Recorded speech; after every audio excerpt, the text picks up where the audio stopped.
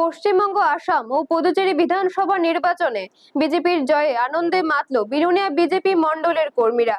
এই জয় উদযাপন করতে বিলোনিয়া মণ্ডলের উদ্যোগে একটি বিজয় র্যালির আয়োজন করা হয়। বিকেল 4টা নাগাদ বিলোনিয়া মণ্ডল কার্যালয় থেকে র্যালি শুরু হয়। র্যালিতে নেতৃত্ব দেন মণ্ডল সভাপতি সায়ন্তন দত্ত সহ অন্যান্য নেতৃবৃন্দ। কর্মীরা গেরুয়া আবির মেখে একে অপরকে শুভেচ্ছা জানান এবং আনন্দে মেতে ওঠেন। র্যালিতে গেরুয়া পতাকা, পদ্ম ফুলের প্রতীক, প্রধানমন্ত্রী নরেন্দ্র মোদীর ছবি ও বেলুন নিয়ে শোভাযাত্রা করেন কর্মীরা। ব্যান্ড পার্টির বাজনা ও বিজেপির গানে পুরো এলাকা মুখর হয়ে ওঠে। মহিলা ও পুরুষ কর্মীরা গানের তালে নাচেও অংশ নেন। শহরের বিভিন্ন রাস্তা ঘুরে র্যালিটি বনকর এলাকায় গিয়ে শেষ হয়। সেখানে একটি পথসভা অনুষ্ঠিত হয়। সভা থেকে 3 রাজ্যের নবনির্বাচিত মুখ্যমন্ত্রীদের অভিনন্দন জানানো হয়।